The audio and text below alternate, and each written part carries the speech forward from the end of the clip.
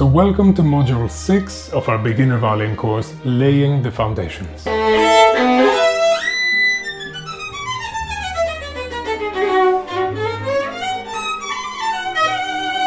In this module we'll be talking about how to practice the right way. What exactly does that mean? And how can we build good and consistent practice habits?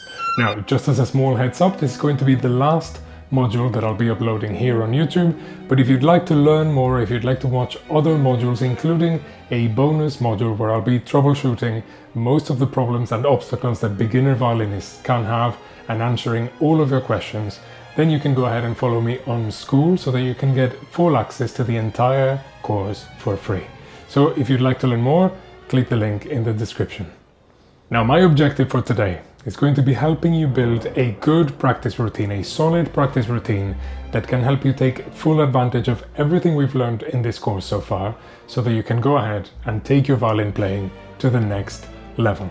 And ideally, this routine shouldn't take you more than 20 to 30 minutes a day. And I'm going to explain to you right now exactly how it's going to work. Now, when it comes to practice, there's a few problems or misconceptions that many of us might have, and I think if you've played the violin or any other instrument when you were young, maybe your teacher didn't really know how to properly explain to you how you should practice, and he would tell you things like, okay, now you go home and you practice that and you play it for me next week. Or maybe when you were home by yourself and your parents would tell you, go and practice your violin or go and practice your piano, you would just sit at the piano and start waffling around with the notes a little bit without having a clear objective or a clear goal to move towards. And so you end up waiting minutes, if not hours of your time, and at the end, next week, when you go back to your lesson, it sounds the same all over again. Now, that's completely normal, but it doesn't mean it has to be like this. There is a solution, and the solution is actually understanding the difference between practicing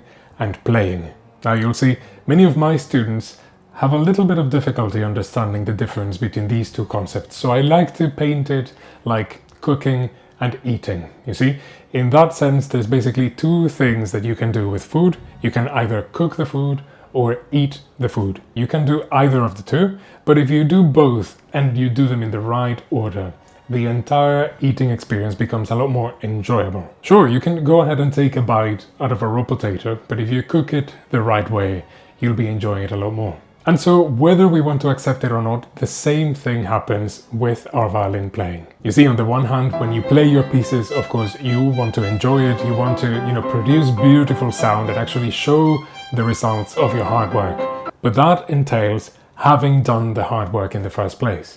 And that's when practice comes in. When you practice, you're actually building your piece, building quite literally your piece from the ground up, brick by brick, just like you would a house. And in order to do that successfully, there's a couple of things that you first need to take off the table. Could be, being overly emotional, being overly impatient as well. You need to be cold-headed, level-headed, and actually have a clear idea of where we are heading today. So my very, very important suggestion is actually, before you start to practice, maybe even the day before or the night before, you should write down what you plan to achieve the next day when it comes to your practice. Maybe today I want to finish the first page of my concerto or of my piece or whatever it is, or not even that. It doesn't matter how small your objective is going to be, as long as it's concise and concrete. You can say, today I'm going to work on the first line of my piece. And so that means that you're going to work on all the details that need to be perfected in order for you to be able to play that first line from the beginning until the end flawlessly. And the next day, that already gives you a clear objective, a clear set of steps that you need to follow in order to achieve that goal. And that makes it so that every day you're taking yet another step towards that final goal of playing your piece. So that's going to be your step one, actually having a clear idea and a clear goal to move towards when it comes to your practice. For step two, we're actually going to build that practice routine that's going to take you there. And here's how we're going to do that. Now, when it comes to violin playing, there's three main pillars that we cannot neglect in order to become a well-rounded musician, a well-rounded violinist. And those are going to be our first pillar, your scales. Now, scales are the foundation of all music. If you look at any piece of music, you'll find that underlying all the notes, all the flourishes, all the melodies and harmonies, it's all scales and arpeggios going up and down.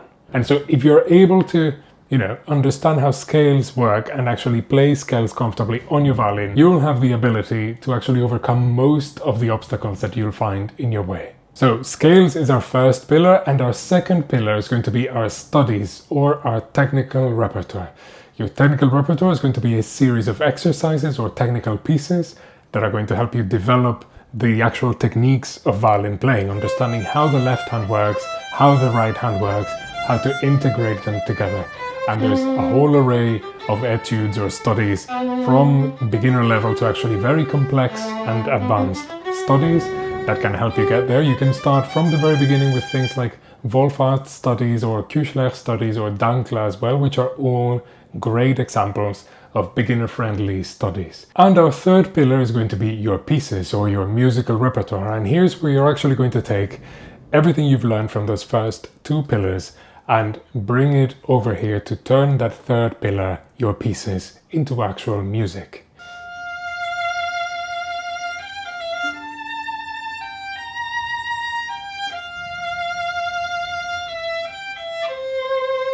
The problem is that many times we tend to neglect one or maybe even two of these pillars, but that they are all extremely essential, because you're always going to learn things from one of them that you cannot learn from the others.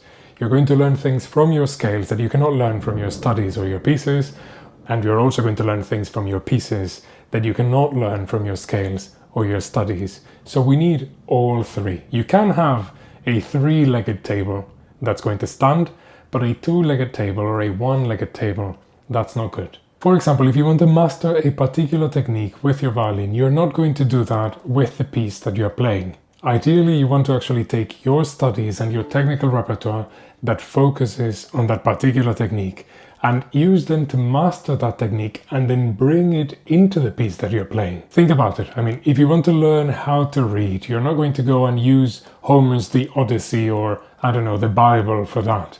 You're actually going to learn how to read with fundamental materials and then delve into those other books so that you can finally fully understand the message that they're trying to convey. And the same thing happens with your musical repertoire. There is a message in there that you have to be able to understand by mastering the necessary techniques first.